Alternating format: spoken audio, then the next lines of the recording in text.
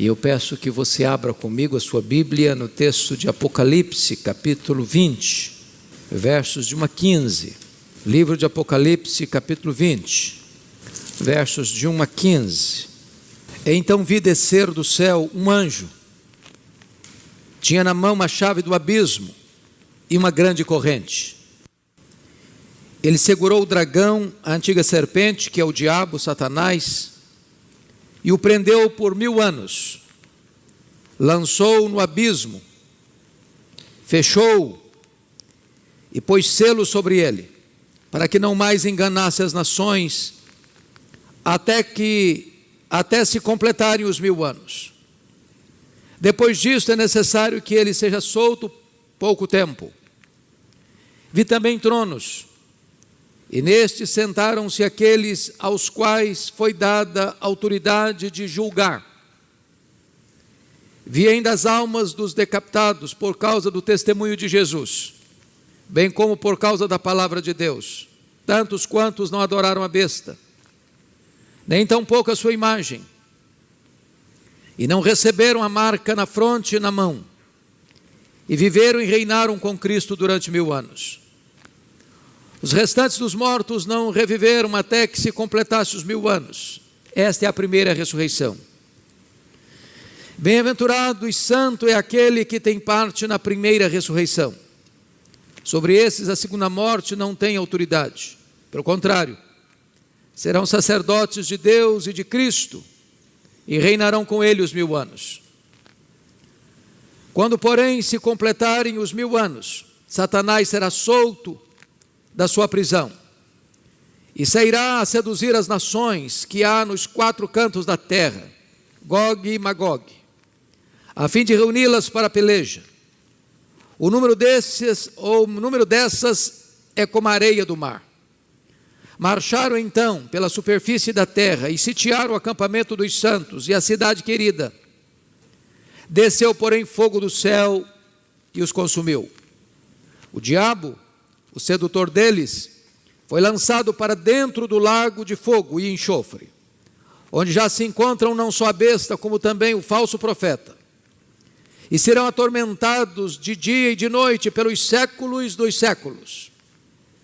Vi um grande trono branco, e aquele que nele se assenta, de cuja presença fugiram a terra e o céu, e não se achou lugar para eles.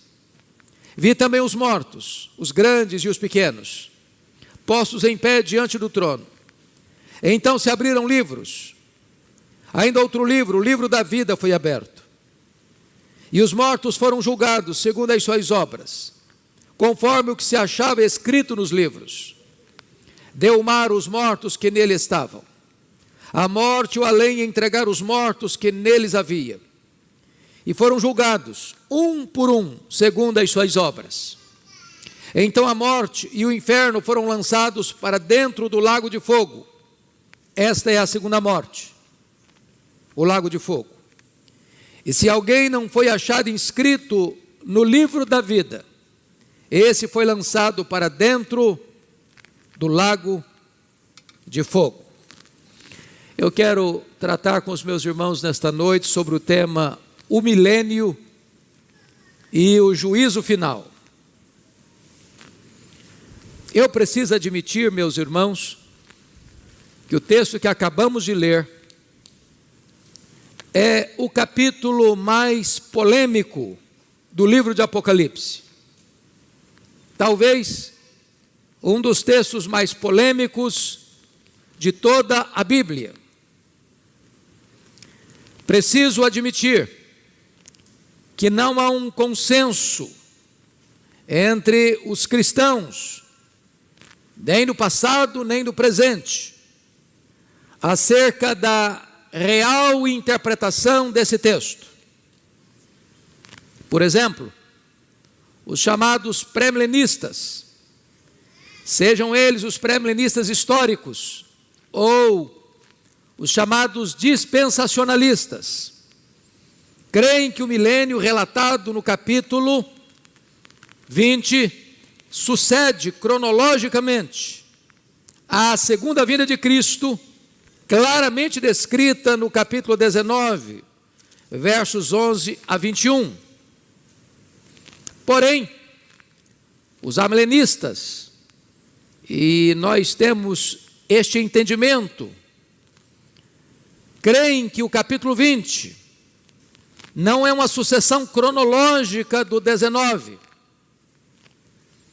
mas retorna à primeira vinda de Cristo.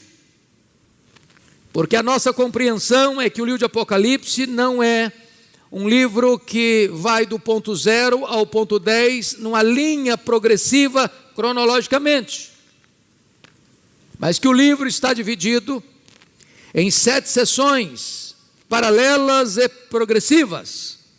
Por exemplo, a primeira sessão, capítulo 1 ao capítulo 3, os 7 candeeiros, e a verdade central é a segunda vinda de Cristo. A segunda sessão, capítulos 4 a 7, fala dos 7 selos, e a verdade central, novamente, é a segunda vinda de Cristo. A terceira sessão, capítulos 8 a 11, as 7 trombetas, a verdade central é a segunda vinda de Cristo. A quarta sessão, capítulos 12 a 14, o levantamento do quarteto do mal, quais sejam o dragão no capítulo 12, o anticristo e o falso profeta no capítulo 13, e a grande Babilônia no capítulo 14, e mais uma vez a verdade central é a segunda vinda de Cristo. A quinta sessão, capítulos 15 e 16, as 7 taças da ira de Deus, e mais uma vez a verdade central é a segunda vinda de Cristo. A sexta sessão, capítulos 17, 18 e 19, é a queda do quarteto do mal em ordem inversa, e a verdade central é a segunda vinda de Cristo, conforme relatada aí no 19, 11 a 21. A última, a sétima sessão, capítulos 20 a 22, com a cena do chamado milênio, do juízo final, novos céus e nova terra, e a verdade central é o juízo de Deus que sucede à segunda vinda de Cristo. De tal maneira que o capítulo 20 não é uma sucessão cronológica do 19, mas é um retorno à primeira vinda de Cristo. Assim como o capítulo 11 encerra com a segunda vinda e o 12 começa com o nascimento de Cristo. Assim, o milênio aqui descrito não sucede à segunda vinda de Cristo, mas antecede a segunda vinda de Cristo. E eu gostaria então de trazer à mente esclarecida dos irmãos alguns pontos para a nossa reflexão sobre isso. A interpretação de um milênio literal, 1000 anos de reinado físico de Cristo na terra, esbarra em algumas dificuldades, se não vejamos. Primeiro, nós não encontramos essa ideia de milênio físico, terreno, em nenhum dos 4 evangelhos. Nós não encontramos essa ideia em nenhuma das cartas de Paulo. Nós não encontramos essa ideia em nenhuma das epístolas gerais, seja de Tiago, seja de Pedro, seja de João, seja de Judas. O único local onde se fala de milênio é aqui em Apocalipse 20, que é um livro altamente simbológico, conforme vamos ver daqui a pouco. Segundo lugar, o milênio fala de Cristo reinando fisicamente aqui neste mundo, enquanto toda a Bíblia ensina que o seu reino é espiritual e não político, geográfico, aqui neste mundo. Terceiro, a ideia de um milênio na terra e a posição de preeminência dos judeus nesse governo do milênio reintroduz aquela distinção entre judeus e gentios já abolida em Cristo Jesus. Agora não tem mais judeus, agora não tem mais gentios, só tem uma igreja e ela é formada de judeus e gentios. Quarto, a ideia de um milênio terrenal ensina que haverá pelo menos 2 ressurreições. Uma de crentes antes do milênio e outra de ímpios depois do milênio. Mas nos parece, à luz das Escrituras, que essa é uma ideia que não tem amparo na Bíblia. Porque lá em João capítulo 5, 28 e 29, diz que todos ouvirão a sua voz e sairão dos túmulos, uns para a ressurreição da vida, outros para a ressurreição do juízo. De tal maneira que a Bíblia ensina uma única ressurreição de crentes e ímpios, que se dará num único momento, ou seja, na segunda vinda do Senhor Jesus Cristo. Quinto, a ideia de um milênio terreno cria a grande dificuldade da convivência do Cristo glorificado com os santos glorificados num mundo não restaurado, entre pessoas não glorificadas. Pense comigo nesta cena de Cristo reinando aqui e você já com corpo de glória, vendo gente indo no banco, no supermercado, enfrentando o trânsito complicado. Nos parece que isso é um anticlímax, porque não é exatamente essa a ideia das Escrituras. Sexto, como você vai conceber a ideia de que depois que Cristo está reinando, 1000 anos literalmente, ainda haverá uma rebelião contra ele? Sétimo, todo o ensino do Novo Testamento é que o juízo final segue imediatamente à segunda vinda de Cristo, e não 1000 anos depois da segunda vinda de Cristo. Então, dito isso, irmãos, à guisa de introdução, gostaria que nós olhássemos esse texto em 4 quadros distintos. O primeiro quadro é a prisão de Satanás. Veja comigo os versos 1 a 3. 1 a 3. Então vi descer do céu um anjo, tinha na mão a chave do abismo e uma grande corrente. Ele segurou o dragão, a antiga serpente, que é o diabo, Satanás, e o prendeu por 1000 anos. Lançou no abismo, fechou e pôs sobre ele, selo sobre ele, para que não mais enganasse as nações, até se completar os 1000 anos. Depois disso é necessário que ele seja solto por pouco tempo. Então a grande pergunta é, o que significa a prisão de Satanás? Bom, esse poço do abismo aqui, ele já é mencionado no capítulo 9, no capítulo 11. Esse poço tem uma tampa, 9:1. Esse poço pode ser aberto, Apocalipse 9:2. Esse poço pode ser fechado, capítulo 20, versículo 3. E esse poço pode ser selado. Agora note, irmãos, que o anjo forte tem uma corrente, que ele prende Satanás com essa corrente por 1000 anos, e que ele fecha Satanás dentro desse abismo, fecha a tampa e bota um selo. É claro que essa linguagem é uma linguagem espiritual, simbólica, e não literal, porque Satanás é um espírito, ele é um anjo caído. Você não prende um espírito com a corrente.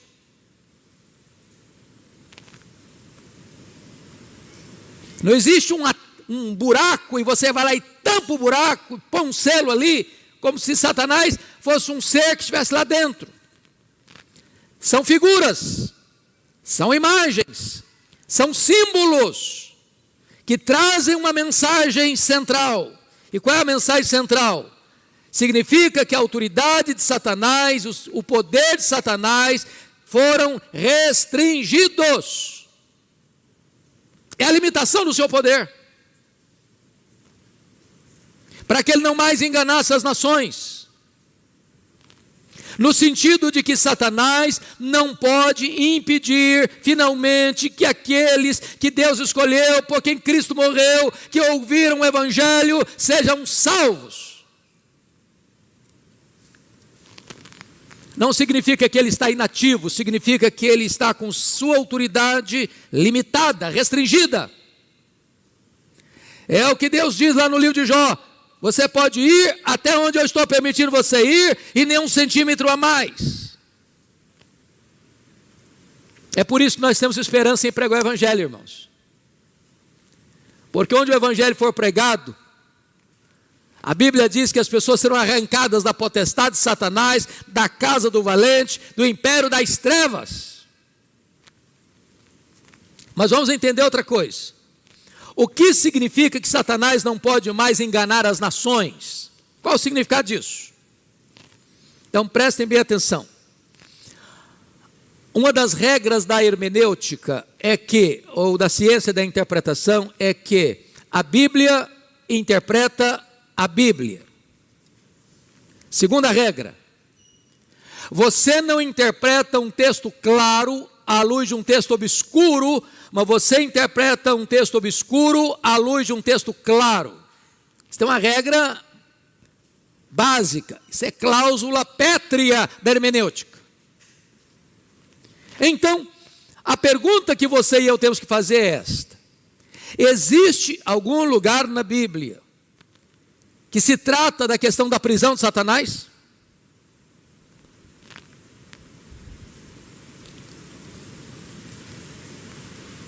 E quando você vai para a Bíblia, a resposta é sim, existe. Outra pergunta: a prisão de Satanás está ligada à primeira vinda ou à segunda vinda de Cristo? E a resposta é a primeira vinda de Cristo. Veja vocês em Mateus 12, 29, que está posto lá que ninguém pode entrar na casa do valente, e esse valente é Satanás, e ele tem uma casa, ele guarda todos os seus bens em segurança, e esses bens são as pessoas antes da sua conversão, senão que um mais valente entre, vença-o, tira a armadura, tira a sua panóplia e lhe divide os despojos. O que significa isso? Significa que toda pessoa antes da sua conversão está na potestade de Satanás, está na casa do valente, está no império das trevas, mas Cristo, que é mais valente, é mais poderoso, vence Satanás, tira a sua armadura e arranca das suas mãos aqueles que estavam lá debaixo de sua escravidão. Então é nessa conjuntura que a Bíblia fala da prisão de Satanás. Como Lucas 10, 17 e 18, eu via Satanás caindo do céu como um relâmpago. Como João 12, 31 e 32, agora o seu príncipe será expulso. Quando eu for levantado da terra, a todos eu atrairei a mim. Ou como Colossenses 2,15, onde Jesus triunfa sobre principados e potestades na cruz. Ou Hebreus 2,14, quando ele veio para destruir aquele que tem o poder da morte, a saber, o diabo. Ou como 1 João 3,8, eu vim para destruir as obras do diabo. Então, amados irmãos, a ideia aqui é que a prisão de Satanás se dá na primeira vinda. E essa prisão não é literal, não é com a corrente. A ideia é que Satanás tem o seu poder restringido e ele não pode impedir que aquelas pessoas que ouvem o evangelho sejam salvas. Ele não pode impedir finalmente que as pessoas sejam alcançadas pelo evangelho da graça. Aos que Deus chamou, aos que Deus predestinou, a esses Deus também chamou. Aos que Deus chamou, a esses Deus também justificou. Aos que Deus justificou, a esses Deus também glorificou. Mas vamos um pouquinho adiante. O que significa o pouco tempo em que Satanás será solto depois do milênio? Olha aí no finalzinho do verso 3. Depois disto é necessário que ele seja solto pouco tempo. O que significa isso? Há 4 expressões no Novo Testamento que são correspondentes. A grande tribulação, a apostasia, segundo lugar. Terceiro, o reinado do anticristo, seja levantado o homem da iniquidade, o iníquo. Quarto, o pouco tempo de Satanás. Esses 4 termos falam da mesma coisa. É que os dias que vão anteceder a segunda vinda de Cristo serão dias dificílimos, de perseguição, de grande tribulação,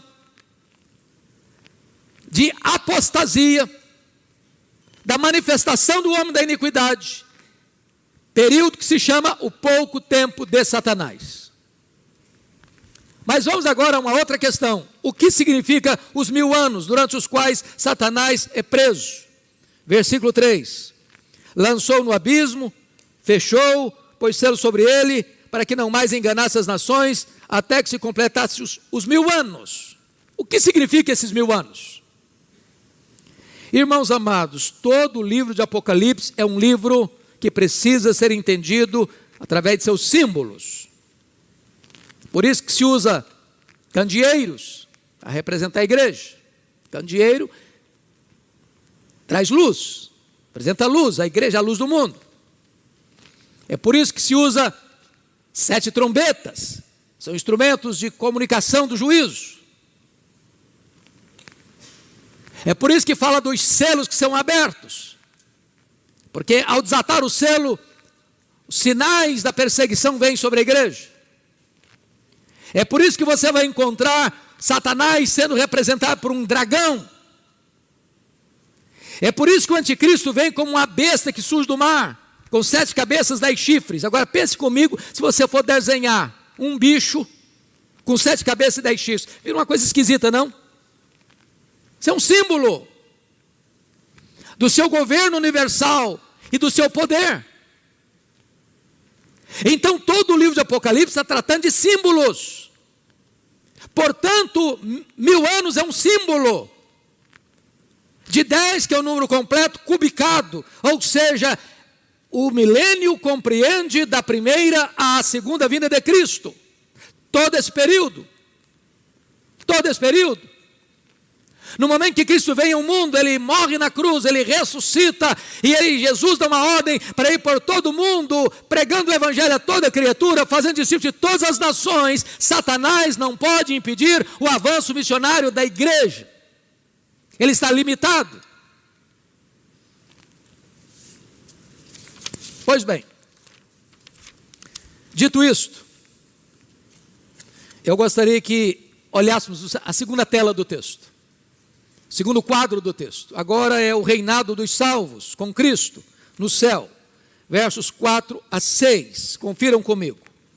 Vi também tronos, e nesses sentaram-se aqueles aos quais foi dada a autoridade de julgar. Vi ainda as almas dos decapitados por causa do testemunho de Jesus, bem como por causa da palavra de Deus. Tantos quantos não adoraram a besta, nem tampouco a sua imagem, e não receberam a marca na fronte e na mão, e viveram e reinaram com Cristo durante 1000 anos. Os restantes dos mortos não reviveram até completar os 1000 anos. Esta é a primeira ressurreição. Bem-aventurados os santos, bem-aventurado e santo aquele que tem parte na primeira ressurreição. Sobre esses a segunda morte não tem autoridade. Pelo contrário, serão sacerdotes de Deus e de Cristo e reinarão com ele os 1000 anos. Vamos entender agora esta passagem aqui.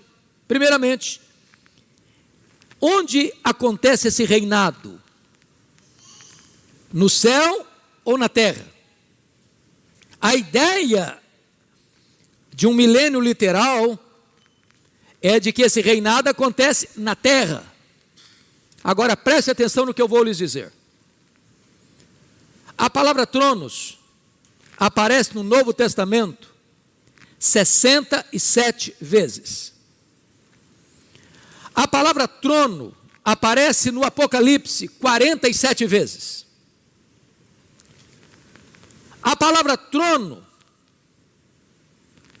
aparece 44 vezes no Apocalipse. Das 47 vezes que aparece, o trono está no céu. As únicas 3 vezes em que o trono está na terra, refere-se ao trono do anticristo e do diabo. Portanto, este reinado aqui das almas não acontece na terra, acontece no céu. Este é um ponto fundamental para nós. Pensem comigo nessa cena. Pensem comigo nesta cena.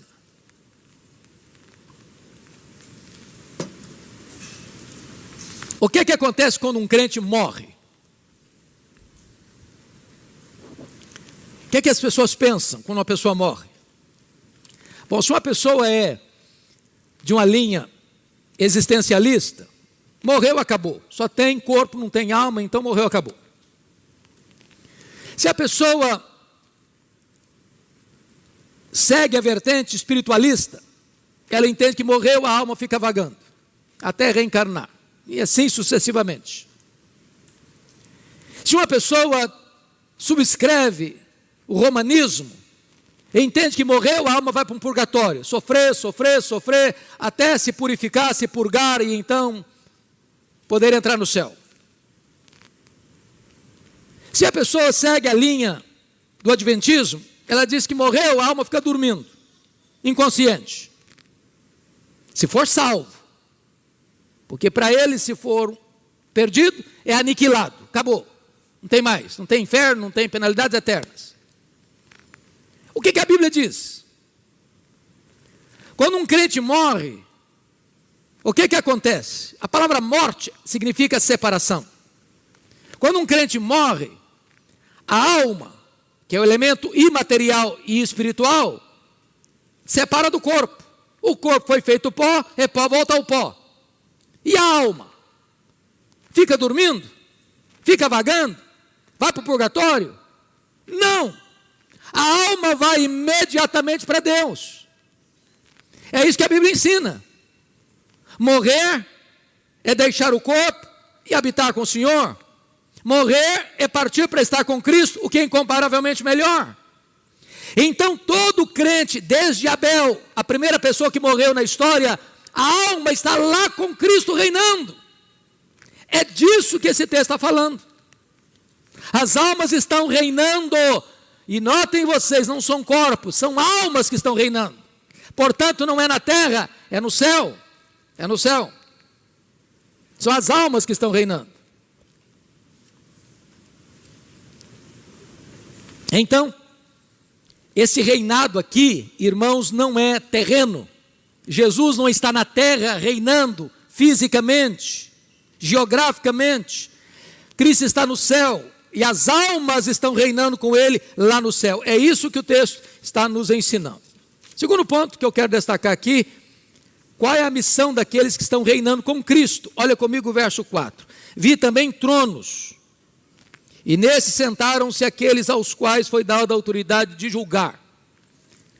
Vi também as almas dos decapitados por causa do testemunho de Jesus, bem como por causa da palavra de Deus, tantos quantos não adoraram a besta. Então note vocês que ele está falando aqui de algumas coisas. Primeiro tem trono lá. Nesse sentaram-se aqueles aos quais foi dada a autoridade de julgar. A Bíblia diz que os santos, nós, na glória, vamos julgar, primeiro, as 12 tribos de Israel. Está lá em Mateus 19, 28. Segundo, nós vamos julgar o mundo. 1 Coríntios 6, 2. Terceiro, nós vamos julgar os anjos. Claro, os anjos caídos. 1 Coríntios 6, 2. Então esses tronos estão lá no céu. E os crentes que morrem em Cristo, que vão para o céu, estão se assentando em tronos. Não foi essa a promessa de Jesus à igreja de Laodiceia? Apocalipse 3, 21. Ao vencedor, dar-lhe-ei sentar-se comigo no meu trono, como eu venci e sentei com meu Pai no seu trono. Agora notem. Portanto, esses vão participar da glória de Cristo, do reinado de Cristo. E quem são esses? Está escrito aí, preste bem atenção. Vi ainda as almas dos decapitados por causa do testemunho de Jesus, bem como por causa da palavra de Deus. Então ele está falando dos mártires, e ele está falando de todos os demais crentes. Não importa se quem morreu é um mártir, não importa se quem morreu de morte natural, ou por velhice, ou por doença, ou cercado da família, com todos os cuidados, não importa. Morreu, está com Cristo, já vai participar desta glória e deste reinado com Cristo. Mas vamos a outra pergunta no texto. Qual o significado da primeira ressurreição e da segunda morte? Olha aí comigo os versos 5 e 6. Os restantes dos mortos não reviveram até que completasse os 1000 anos. Essa é a primeira ressurreição. Bem-aventurado e santo aquele que tem parte na primeira ressurreição. Sobre essa segunda morte não tem autoridade. De que ele está falando? Então preste atenção no que eu vou lhes dizer. Quem morre uma vez, morte física, ressuscita 2 vezes. Ressuscita espiritualmente e ressuscita fisicamente na segunda vinda de Cristo. Quem morre 2 vezes, ressuscita uma vez só. Quem morre fisicamente e espiritualmente, só ressuscita uma vez para o juízo. Então, entendamos. A Bíblia descreve a regeneração como uma ressurreição. Nós estávamos mortos e Ele nos deu vida. Nós morremos com Cristo e ressuscitamos com Ele. Então a primeira ressurreição, não é que vai ter uma ressurreição aqui, outra 1000 anos depois. A ideia é, bem-aventurado aquele que participa da primeira ressurreição. Ele está falando que sobre essa segunda morte não tem poder. Ou seja, se você ressuscitou espiritualmente, se você nasceu de novo, se você foi gerado do Espírito, se você saiu da morte para a vida, a condenação não pode mais alcançar você. Você não vai jamais para a segunda morte, que é o lago de fogo. Essa é a ideia do texto. Todo o Novo Testamento ensina isso. Eu preciso interpretar esse texto à luz de tudo aquilo que a Bíblia me ensina sobre isso. A regeneração é uma espécie de ressurreição. E aqueles que foram regenerados jamais sofrerão a segunda morte. Que é um exemplo disso, irmãos. Olha comigo o que está escrito lá em João 5, 24. Evangelho de João. Está escrito o seguinte: em verdade vos digo, quem ouve a minha palavra e crê naquele que me enviou, tem a vida eterna. Não entra em juízo, passou da morte para a vida. Essa é a primeira ressurreição. Vamos à terceira tela. A derrota final de Satanás, versos 7 a 10. Então vamos olhar no verso 7 a 9, que essa batalha final que está descrita aí, é a mesma descrita no capítulo 19. Então vamos ver. Quando, porém, se completarem os 1000 anos, Satanás será solto da sua prisão. É o pouco tempo de Satanás. E sairá a seduzir as nações, porque será o tempo da grande tribulação, da manifestação do homem da iniquidade, da apostasia, do pouco tempo de Satanás. Então ele vai seduzir as nações que há nos 4 cantos da terra, Gog e Magog, a fim de reuni-las para a peleja. O número dessas nações é como a areia do mar. Marcharam então pela superfície da terra e sitiaram o acampamento dos santos. A cidade querida, desceu fogo do céu, porém, e os consumiu. Vamos entender isso. Se você olhar comigo no capítulo 19, por favor, dê uma olhadinha. Capítulo 19, tanto no 16, 14 a 21, como no 19 a 21, você nota que via besta os reis da terra, com seus exércitos congregados para pelejarem contra aquele que estava montado no cavalo e com seu exército, que é Jesus Cristo. Vamos entender isso. Esse termo é usado na Bíblia como Gog, Magog, como Armagedon. Quando você vai a Israel, você visita o vale do Armagedon.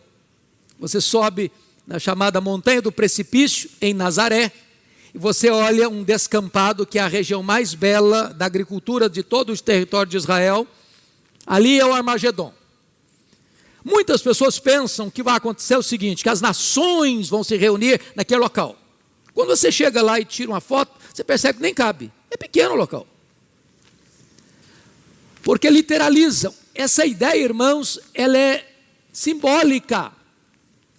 Simbólica. Não é que os exércitos do mundo vão se reunir naquele local lá em Israel.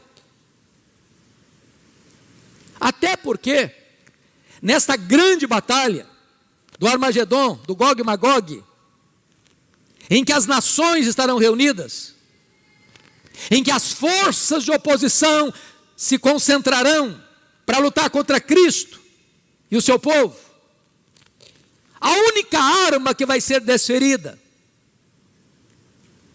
é a espada que sai da boca de Cristo. O Senhor Jesus matará, ou seja, a ideia de vencerá o anticristo com o sopro da sua boca.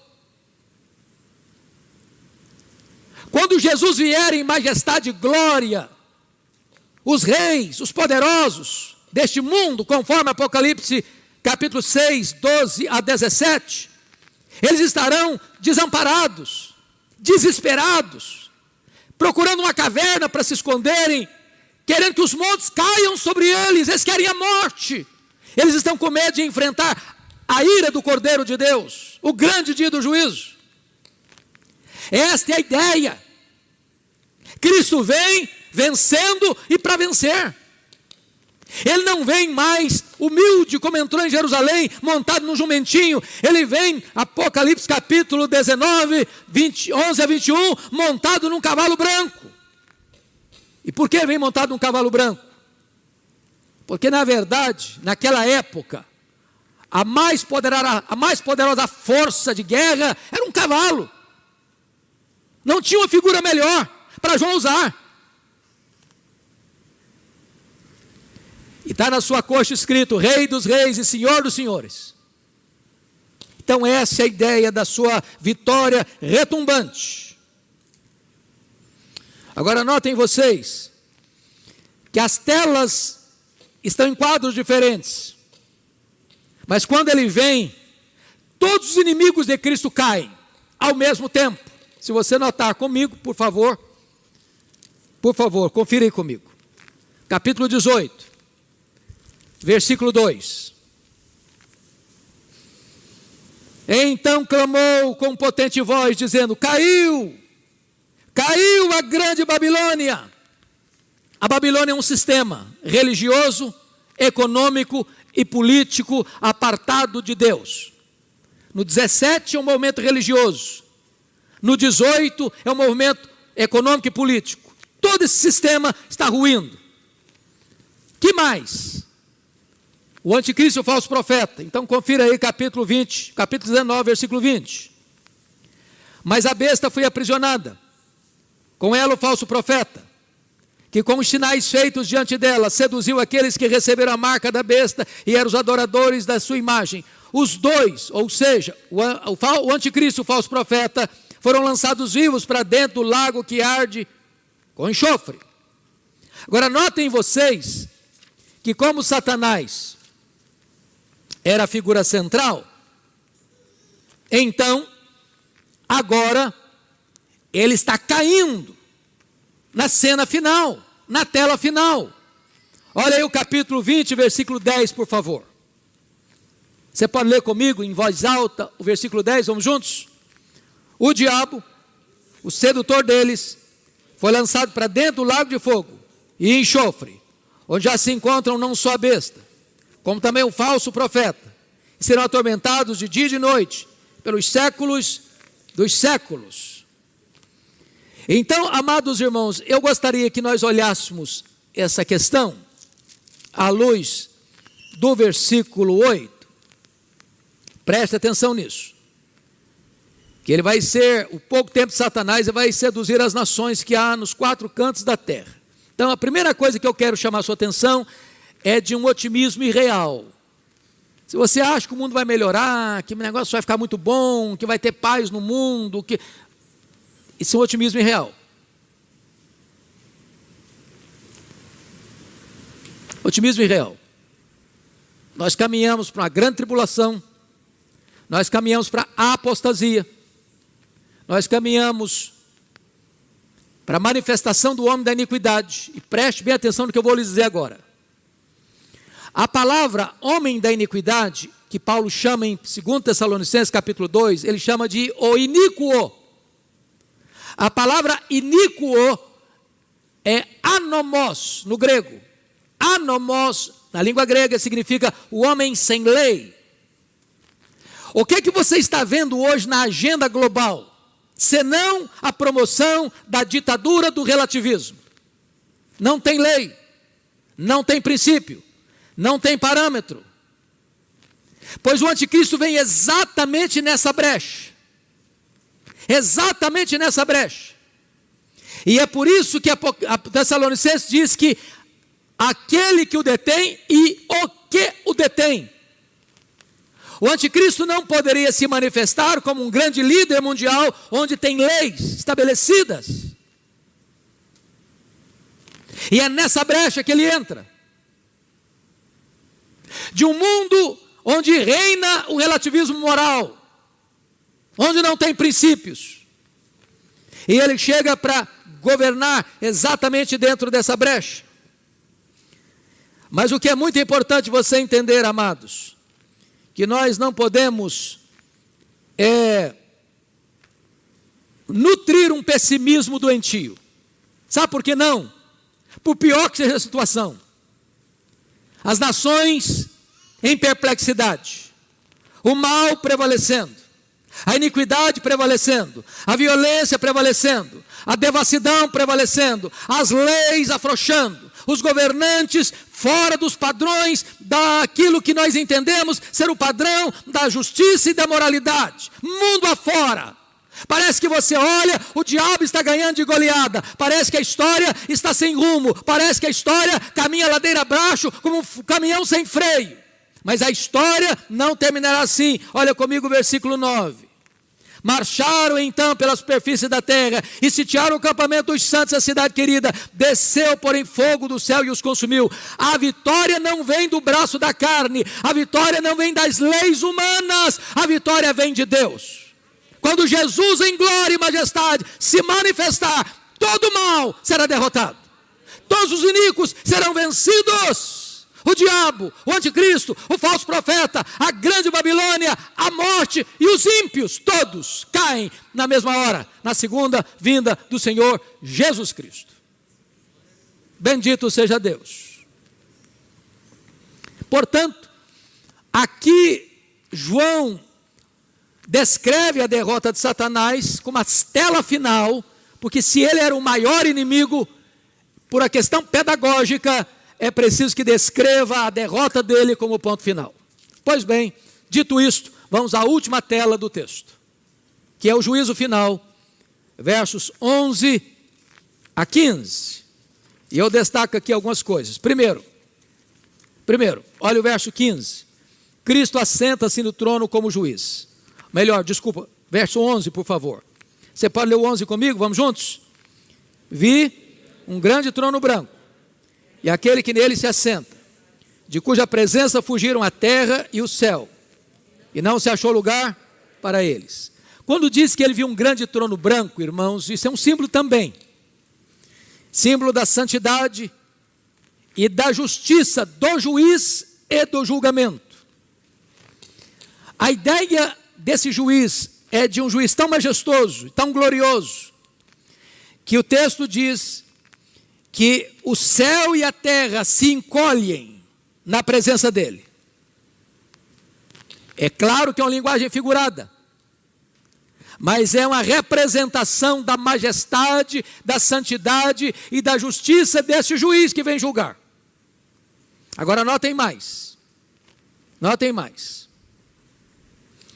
Quem é esse juiz? E a resposta inequívoca é Jesus Cristo. O Pai a ninguém julga, ele confiou o julgamento ao Filho. E é por isso que está lá em Atos 17, 30 e 31, que Deus não levou em conta os tempos da ignorância, mas que requer que todos em toda parte se arrependam, porque já determinou um dia em que há de julgar o mundo com justiça, e já escalou o juiz, e é Jesus Cristo. Aquele que hoje é o seu advogado, amanhã certamente será o seu juiz. Segundo ponto. Os mortos ressuscitam para o julgamento. Veja você comigo, versos 12 a 14. Entenda isso, por favor. Vi também os mortos, os grandes e os pequenos, postos em pé diante do trono. Então se abriram livros. Ainda outro livro, o livro da vida, foi aberto. E os mortos foram julgados, segundo as suas obras, conforme o que se achava escrito nos livros. Deu o mar os mortos que nele estavam, a morte e o além entregaram os mortos que neles havia, e foram julgados um por um, segundo as suas obras. Então, alguns pontos importantes aqui. A ideia de um milênio na Terra fica complicada aqui. Porque a ideia do milênio na Terra é que essa ressurreição aqui, ou esse julgamento aqui, seria dos ímpios. Mas quem são esses mortos, grandes e pequenos? Quem são esses mortos que os mares vão devolver, que os abismos vão devolver, que os cemitérios esquecidos há milênios vão devolver? Esses mortos aqui são todos os mortos, de Abel ao último homem que vai viver e morrer antes de Jesus voltar. Todos os mortos, grandes, pequenos, reis, vassalos, doutores, analfabetos, ricos e pobres, religiosos e não religiosos, todos, sem exceção. Vale destacar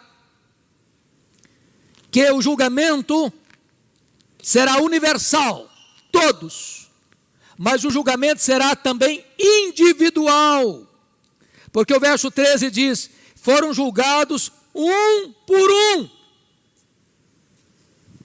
Não é um julgamento coletivo, é um julgamento individual. Então agora preste atenção. O julgamento, conforme o verso 12, será, versículo 12, segundo as suas obras, conforme o que se achava escrito nos livros. Então agora, por favor, vamos compreender essa tela. Quando os livros forem abertos, e nós estamos falando de um tribunal de júri cósmico, universal, quando os livros forem abertos, alguns quesitos farão parte desse julgamento. Primeiro quesito: seremos julgados pelas nossas palavras. Vamos dar conta no dia do juízo por todas as palavras frívolas que proferimos.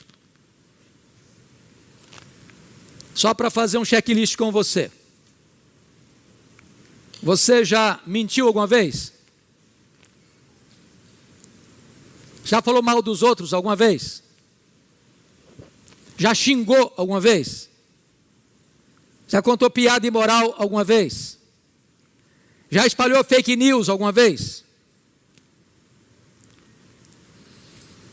Como esse tribunal é justo, ele é branco, nesse quesito, todos nós condenados. Segundo critério do julgamento, vão ser julgados pelas nossas obras. O que você fez, seu pai não viu, sua mãe não viu, seu marido não viu, sua mulher não viu, seus filhos não viram, Deus viu. Ninguém pode esconder nada daquele cujos olhos são como chamas de fogo. Então, nesse quesito, culpados. Terceiro, vão ser julgados pelas nossas omissões. Se você sabe que deve fazer o bem e não faz, nisso você está pecando. Maldito é aquele que não perseverar em toda a obra da lei para cumprir. Segundo os estudiosos, passam pela nossa cabeça mais de 10.000 pensamentos por dia. Nenhum tribunal da terra tem competência para julgar foro íntimo. O tribunal de Deus julga foro íntimo. Bom, nesse quesito, todos culpados.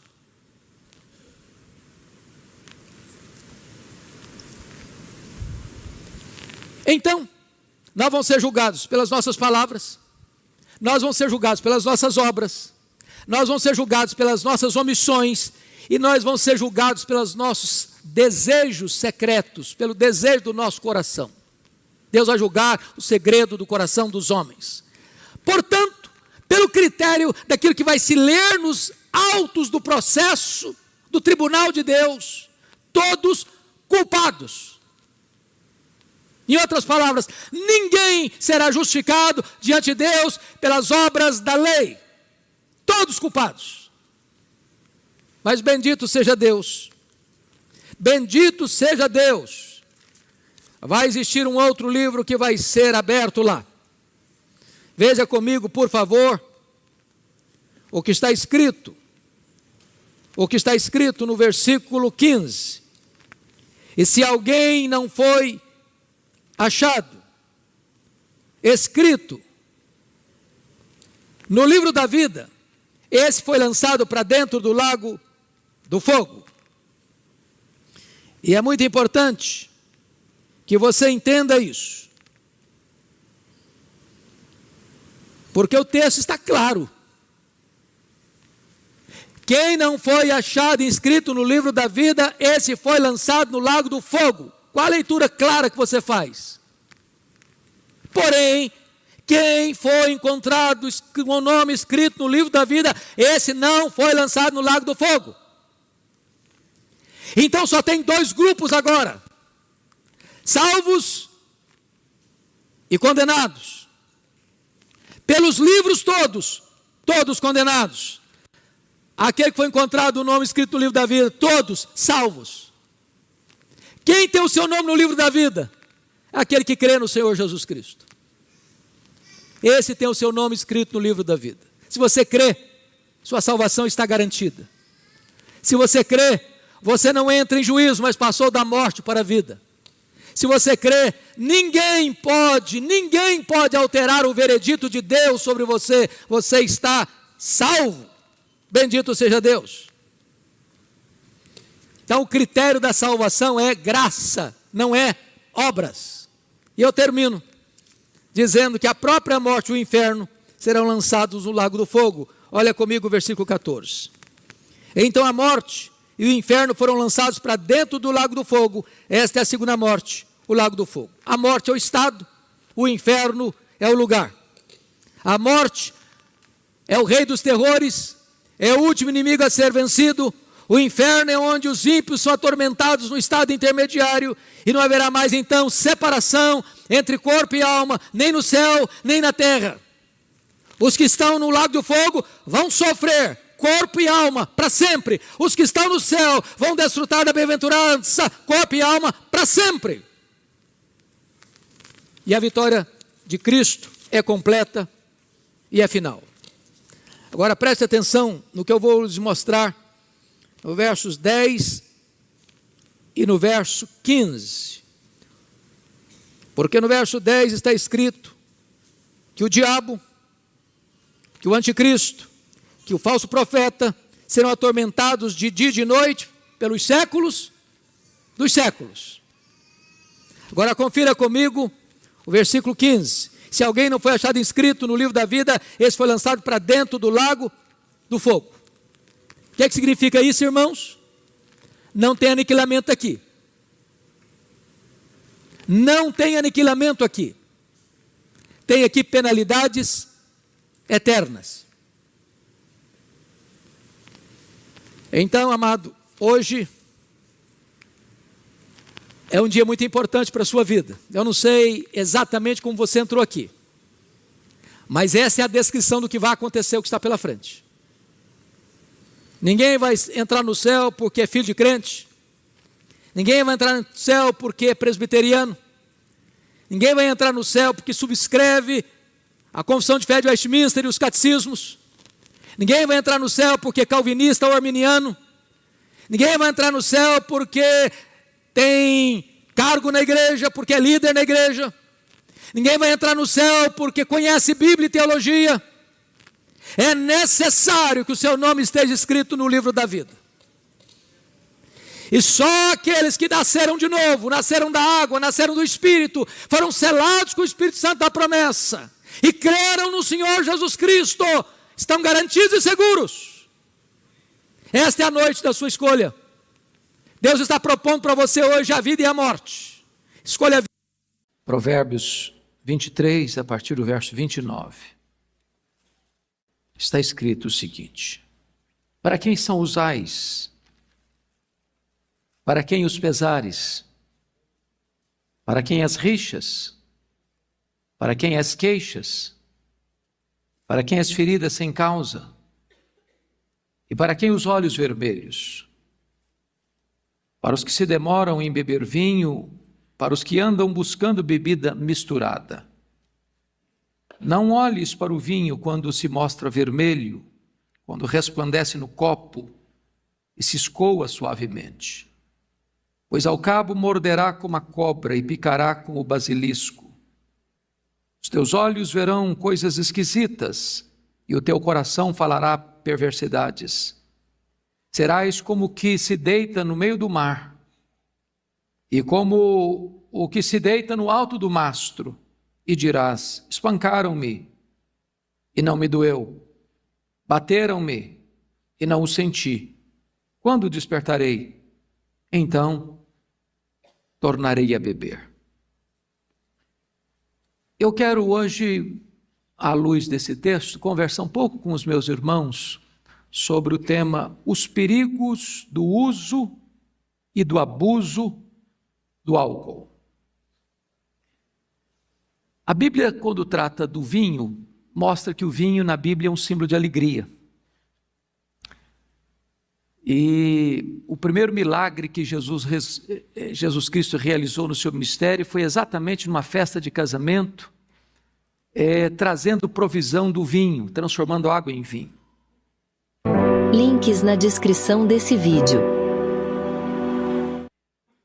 Por outro lado, a mesma Bíblia, e mesmo naquela cultura, traz muitos alertas sobre o perigo do excesso, o perigo do não controle, o perigo de perdermos o equilíbrio nessa questão do uso, para não cair no abuso. E talvez uma das coisas que me ajudaram mais a entender esse perigo foi uma lenda que eu ouvi sobre a lenda da vinha. E quem criou essa lenda disse que a vinha, ou o vinho, produto da vinha, é a mistura de 4 tipos de sangue: do sangue do pavão, do sangue do leão, do sangue do macaco, do sangue do porco. Via de regra, quando uma pessoa se inicia na bebida, ela se sente muito bonita, se sente a pessoa mais eloquente, tira todos os seus complexos e medos, é um pavão. O segundo passo é essa pessoa se tornar valente, não tem medo de nada, enfrenta qualquer coisa, qualquer ameaça, entra em qualquer briga, não mede as consequências, é o sangue do leão. Mas o terceiro estágio é quando a pessoa já está tomada e dominada pela bebida, pelo álcool, e aí ela já perde completamente a capacidade do raciocínio lógico e coerente e começa a fazer macaquices. E o final desse estágio é quando a pessoa já se isola, quando ela não tem mais relacionamentos, quando ela se chafurda no lamaçal, é o sangue do porco. Quando eu olho para a Bíblia, eu vejo, por exemplo, a história do Salomão. Está lá em Eclesiastes 2. Ele, sendo o homem mais rico da sua época, o homem mais culto da sua época, o homem mais famoso da sua época e o homem que tinha acesso aos maiores prazeres da sua época, foi buscar felicidade na bebida. E encontrou apenas um vazio, apenas vaidade. Hoje eu quero, à luz desse texto, que também muito provavelmente é de autoria de Salomão, pensar com você sobre esse assunto. Porque penso eu que este é o texto mais completo da Bíblia sobre esse tema.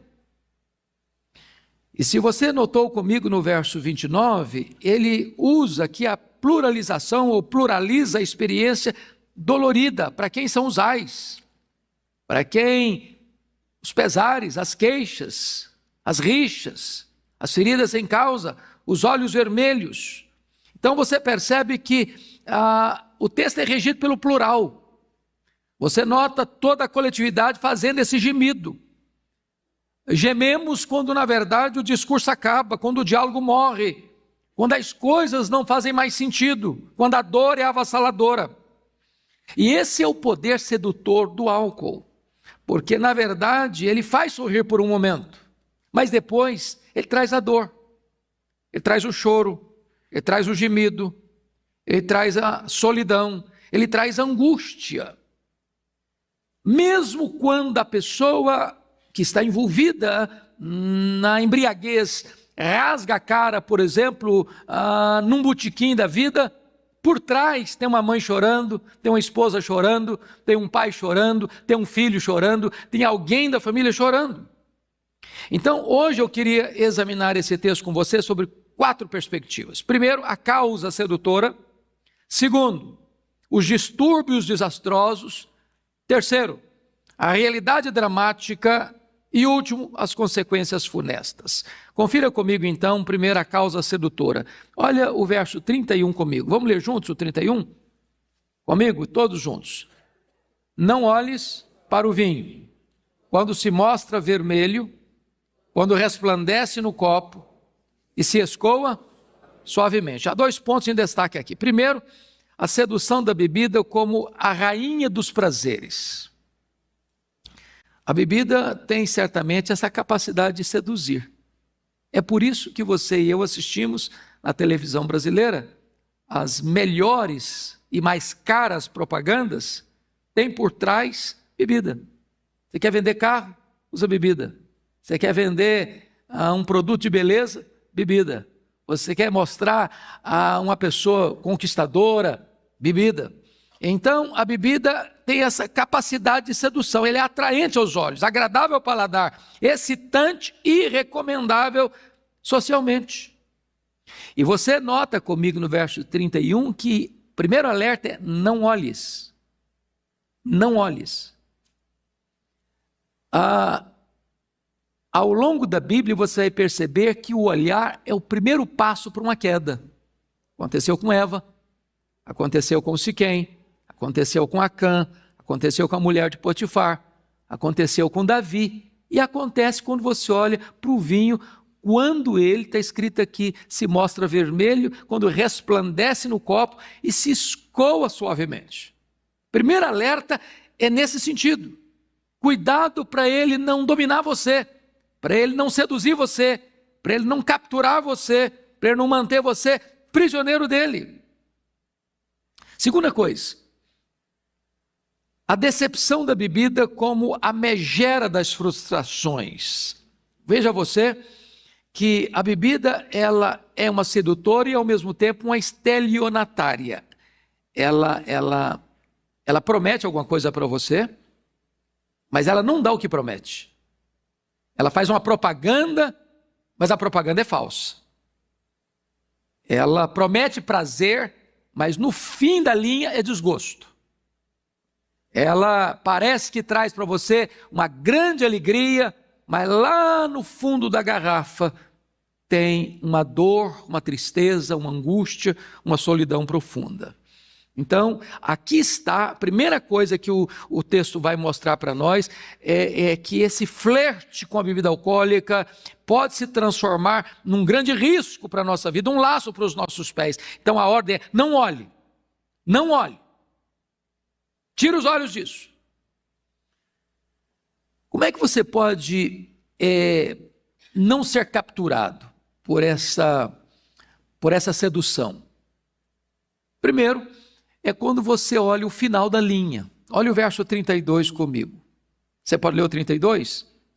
Pois, ao cabo, morderá como a cobra e picará como basilisco. Ele não diz que quando você olha, você vai ser picado pela cobra. Quando você olha, qual é a propaganda? É prazer, é felicidade, é entrosamento, é celebração, é festa, é alegria. E aqui está a sedução. Mas quando você olha o final da linha, ao cabo, ao fim, lá no final, o que o texto está dizendo é: morderá como a cobra, picará como basilisco. Então, é muito importante entender que a cobra morde. Morde onde? Morde no bolso, morde na saúde, morde na saúde mental, morde na reputação, morde na alma. Eu não sei quanto a vocês, eu tenho na minha família pessoas que sucumbiram tragicamente pelo álcool. E eu sei o quanto dói, eu sei o quanto machuca, eu sei quanta dor, eu sei quantas lágrimas, eu sei quantas situações dificílimas e amargas a família teve que viver em consequência, primeiro, da sedução. É uma roda de amigo, é um happy hour, é um momento de celebração, e nunca ninguém começa bebendo uma garrafa de pinga, ou 10 latas de cerveja, ou 2 garrafas de vinho. A pessoa começa apenas com a sedução. Como ninguém começa fumando uma carteira de cigarro. Nenhum fumante começou fumando uma carteira de cigarro por dia.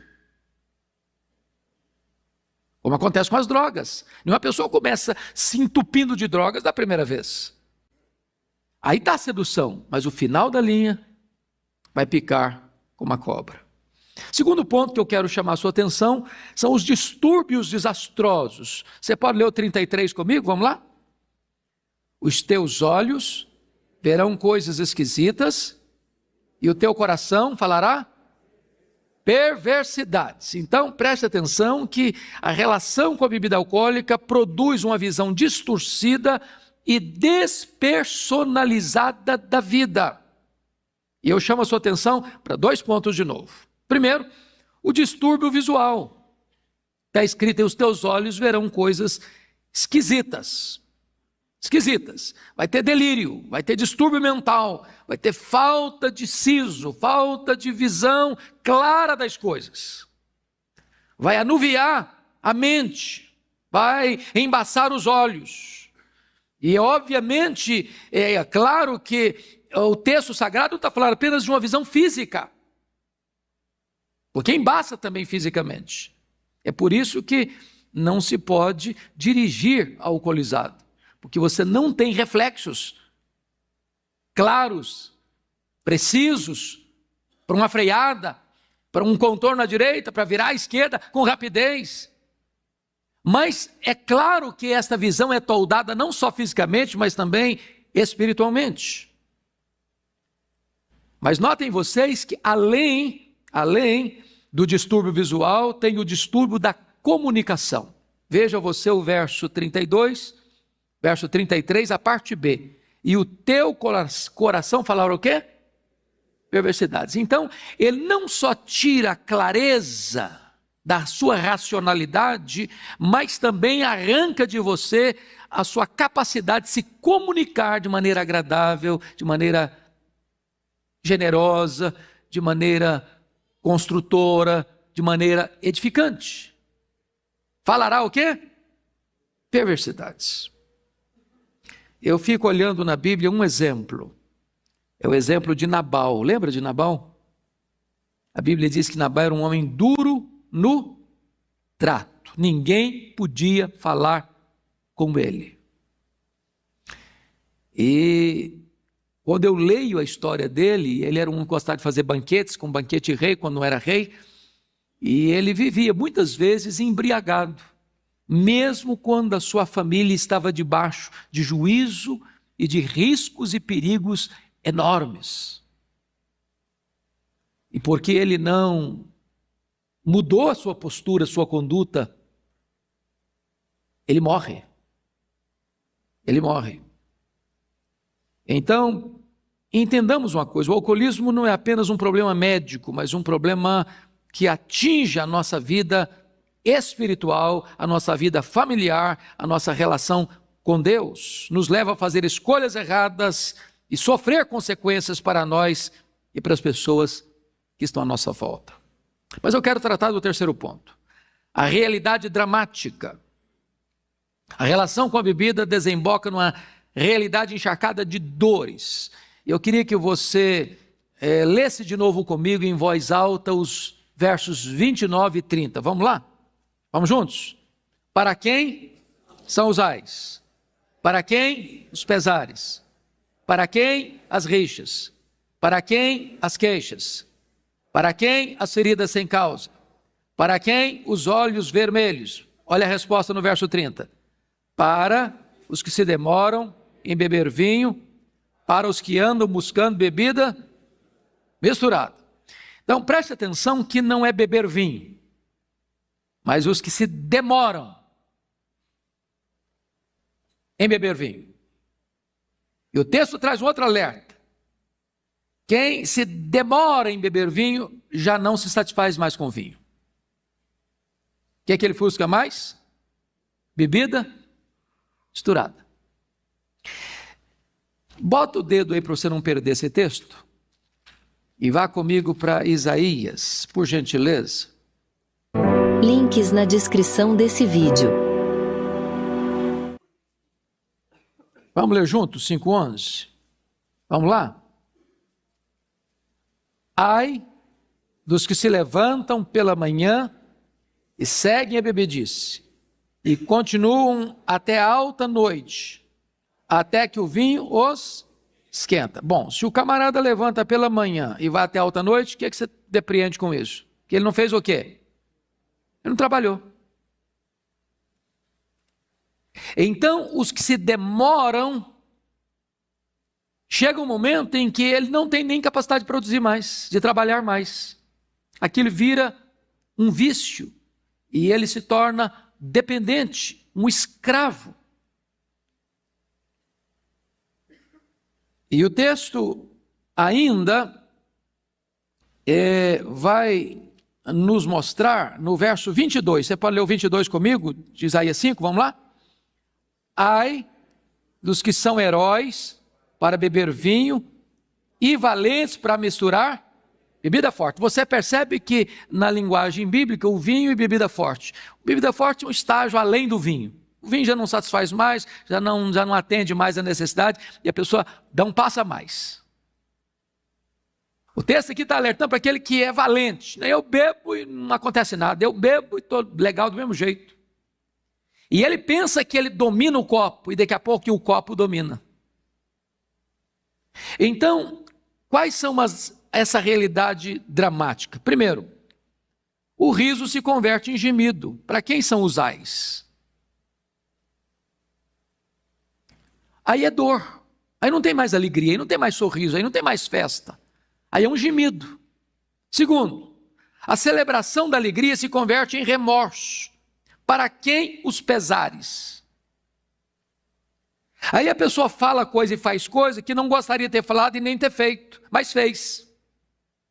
Qual a consequência? Remorso, pesar. Terceiro, a amizade se converte em inimizade. Olha o verso 29. Para quem as rixas? O que é uma rixa? É uma briga, é uma contenda, é uma desavença, é uma relação harmoniosa que foi quebrada. Quarto, a comunicação se converte em lamento. Olha o verso 29. Para quem as queixas?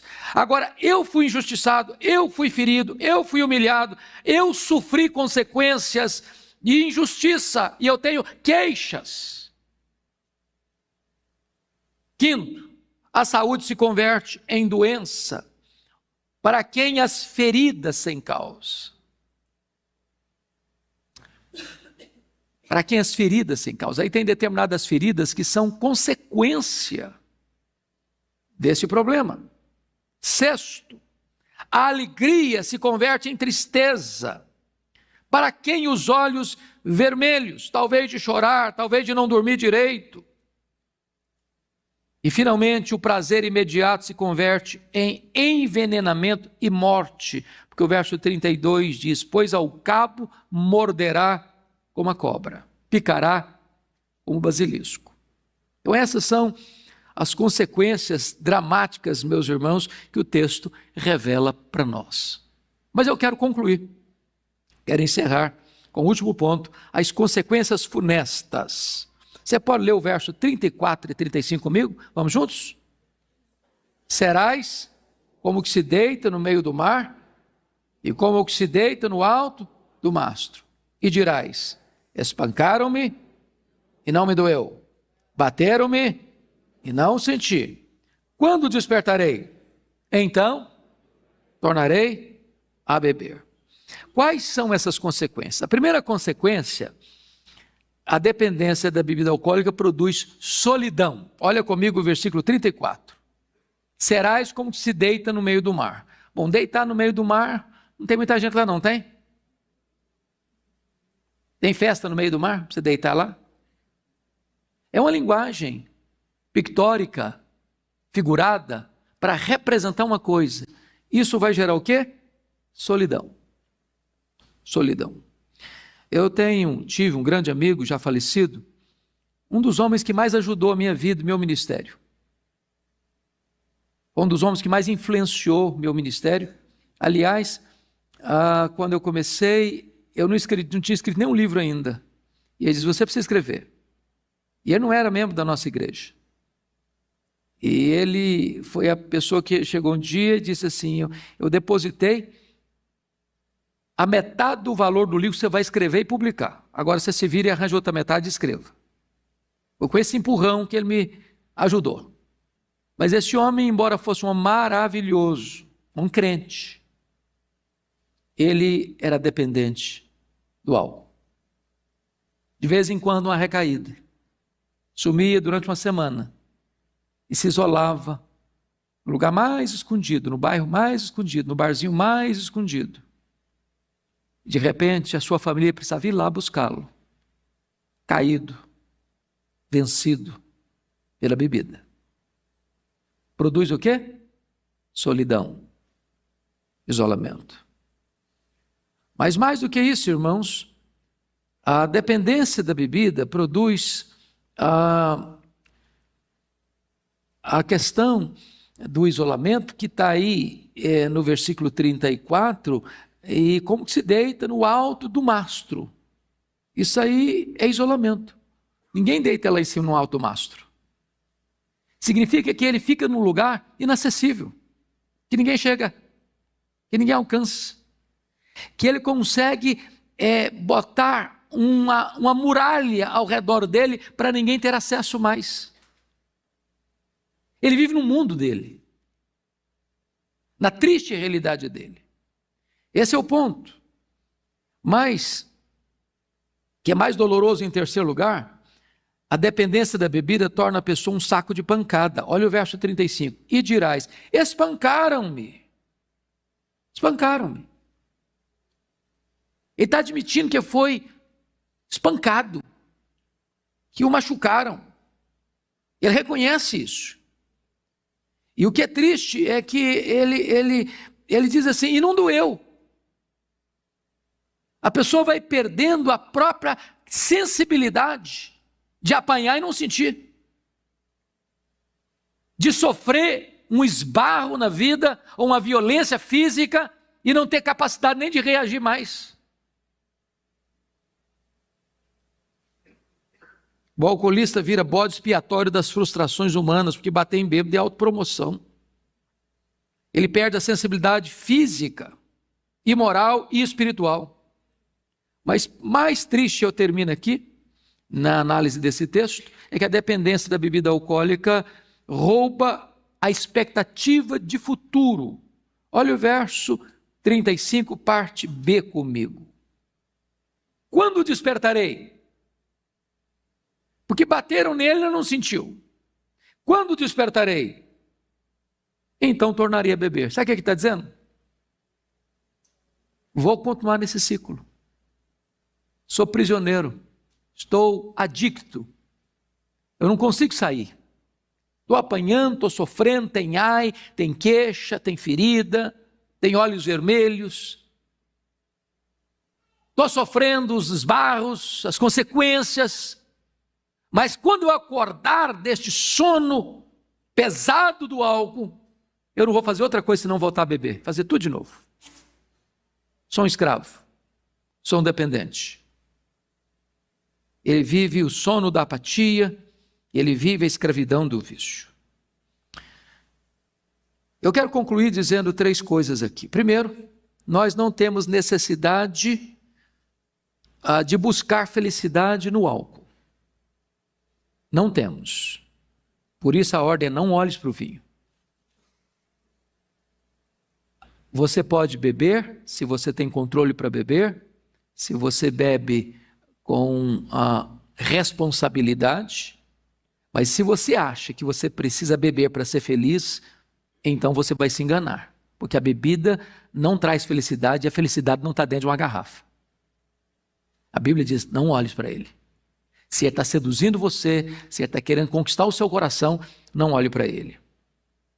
Qual a orientação de Paulo sobre esse assunto? Ele diz assim, não vos embriagueis com vinho, no qual há dissolução, mas enchei-vos do Espírito. A plenitude da vida que muitas pessoas buscam numa garrafa não está lá.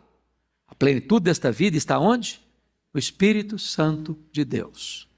Ele traz para nós alegria, Ele traz para nós comunhão, Ele traz para nós gratidão, Ele traz para nós adoração, Ele traz para nós relacionamentos saudáveis com Deus, conosco mesmo e com os nossos irmãos à nossa volta. E eu termino citando para vocês 1 Coríntios 10, 31. O que está escrito lá? Portanto, quer comais, quer bebais, quer façais qualquer outra coisa, fazei tudo para a glória de Deus. Então, a hora de você e eu pensar o seguinte: quando você tiver que beber, pense nisso. Se você for beber para a glória de Deus, faça isso. Porque se você for beber para a glória de Deus, você não vai ter excesso. Mas se não for para a glória de Deus, não faça. Porque a única coisa que você e eu precisamos e devemos fazer na vida é glorificar a Deus, a nossa vida, com as nossas atitudes. Que Deus nos dê sabedoria, que Deus nos dê prudência, que Deus nos dê graça para vivermos uma vida plena em Deus, tendo total satisfação nele, para que a nossa vida possa refletir a glória dele. Vamos orar. Receba, Deus, a nossa gratidão pela Tua palavra que é viva, que é atual, que é oportuna, que é necessária, que é bússola para a nossa jornada. Meu Deus, nós te pedimos que Tu nos ajudes a olhar para a vida com os Teus olhos e termos então discernimento e sabedoria, para não sermos seduzidos pelos laços sutis que são colocados no nosso caminho, para que não venhamos a ser enredados. Dá-nos graça, Deus, para que sejamos também exemplo para os nossos filhos dentro da nossa casa. Dá-nos graça também, Senhor, para que não busquemos alegria ou felicidade em qualquer outra fonte que não no Senhor Jesus Cristo e na plenitude do Teu Espírito.